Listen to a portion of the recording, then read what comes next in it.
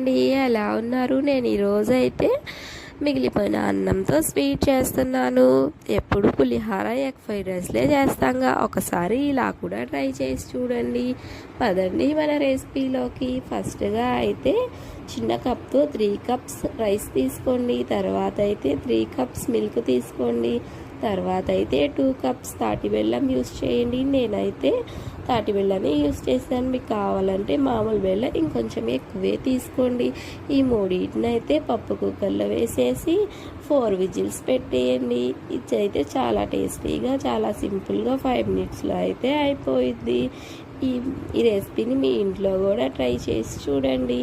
ఈ తర్వాత అయితే తీసేసి పప్పు చేసుకునే దాంతో స్లాష్ చేసేయండి. అంతేనండి, ఈ రెసిపీ అయితే అయిపోయింది.